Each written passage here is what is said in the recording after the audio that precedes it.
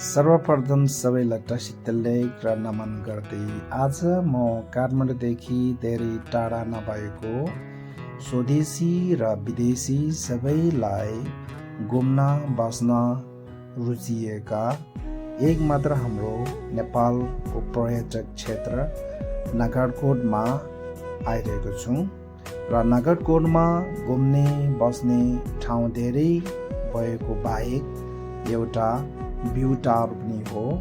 अहिले म भ्यू टावरमा आइपुगेको छु। यो हो हाम्रो भ्यू टावर। यो माथिबाट हामीहरूले साङ्कुको वरिपरिदेखि लिएर काठमाडौँ सहरसम्म स्पर्शसँग देख्न सकिन्छ र यो भ्यू टावर माथिबाट ठुला ठुला सुन्दर हिमाल, पहाड, खोला, नाला सबै हामीले यहाँबाट देख्न सकिन्छ र यो माथि चढ्दा हामीहरूले यो लामो बयाङ चढेर माथि जान सकिन्छ र हामीहरूले जहिले पनि भनिरहेका हुन्छन् कि नेपालको धन हरियो वन भने जस्तै वरिपरि हरियो वन जङ्गलले ढाकिएको यो नगरकोटको दृश्य र यहाँको स्वच्छ हावा पानी हामीहरू सबैले महसुस गरेर बसेका हुन्छन् र यहाँ आएको सबै पर्यटकहरूले त्यस्तो सुन्दर जग्गामा आएर खुसी र रमाउँदै घुमिरहेको हामीहरूले देख्न सकिन्छ।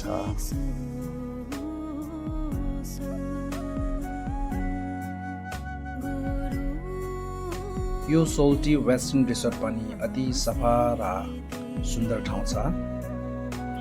यहाँ हामीहरूले बस्न, खान र घुम्ने ठाउँ पनि धेरै छ। यहाँबाट हामीहरूले टाढा टाढामा भएका सुन्दर डाँडा, पहाड, गाउँ, त्यसै गरी जङ्गलहरू पनि हामीहरूले यहाँबाट देख्न सकिन्छ र आफू एउटा बौद्ध गुरु भएको कारणले जहाँ बसे जता गए पनि आफ्नो शील, समाधि र प्रज्ञाको अभ्यास र अनुसन्धान परिपक्व भएको हुनाले बौद्धको मार्गमै र पुण्यको काम नै गरिरहेका हुन्छन्। त्यसो छैन कि बुद्ध मार्गी र लामा गुरुहरू खेम्बुहरूले गुम्बा र गुफामै अभ्यास गर्नुपर्छ भने त्यसो छैन। जानेको, बुझेको, अनुसन्धान भइसकेको ज्ञान र ध्यानको परिपक्वहरूले जता बसे जता गए पनि आफ्नो बुद्ध भगवानले देखाएको मार्ग र पुण्यको काम नै अभ्यासमा लागिरहेका हुन्छन्।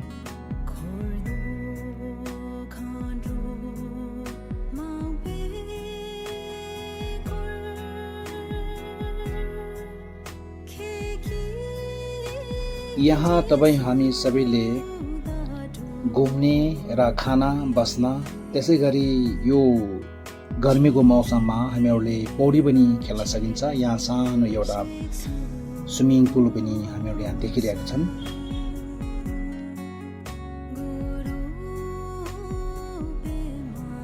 त्यसै गरी वरिपरिका सुन्दर ठुला ठुला हिमाल, पहाड, जङ्गलहरू पनि हामीहरू यहाँबाट स्पष्टसँग हेर्न सकिन्छ।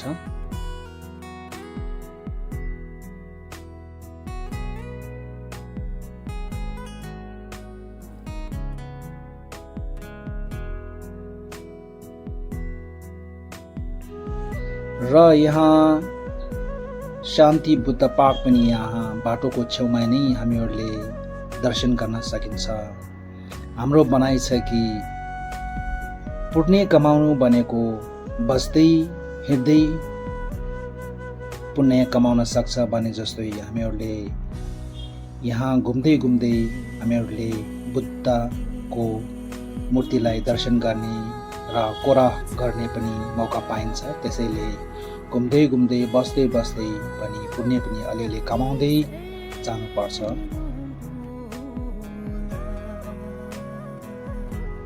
यो हो हाम्रो एउटा नगरकोटको घुम्ने ठाउँ। नेपालमा धेरै झुलुङ्गे पुलहरू हामीहरूले हेर्न सकिन्छ र त्यो मध्येमा एउटा यो हाम्रो नगरकोटको झुलुङ्गे पुल पनि एउटा धेरै फेमस भएको र पर्यटकहरूको भिडले जम्मा भएको एउटा ठाउँ हो। तपाईहरु यहाँ हेर्न सकिन्छ। यो झुलुङ्गे पुलको वरिपरि सुन्दर हावा पानी त्यसै गरी हरियो वन जङ्गलले ढाकिएको यो सुन्दर दृश्य तपाईँ हामी सबैले हेर्न सकिन्छ र यो झुलुङ्गे पुल नजिकै एउटा ठुलो झरना पनि हामीले हेर्न सकिन्छ। तर म यो झरनामा जाने मौका पाएन र तपाईहरु जाने मौका पाए पनि यो झुलुङ्गे पुलको नजिकै एउटा सुन्दर रिभर फल र झरना पनि हामीले हेर्न सकिन्छ। तर म यहाँ जान सकिन।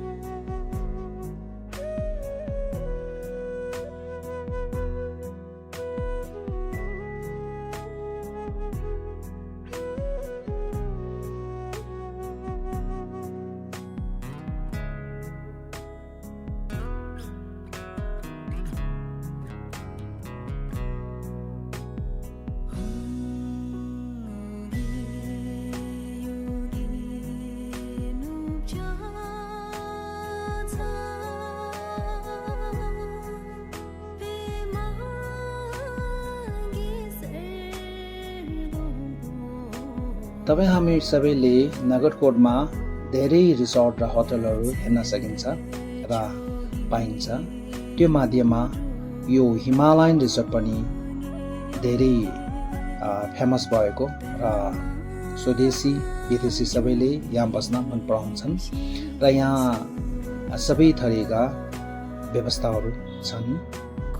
गार्डन त्यसै गरेर पार्किङ त्यसै गरी स्विमिङ पुलहरू यहाँ हामीहरूले खेल्न सकिन्छ।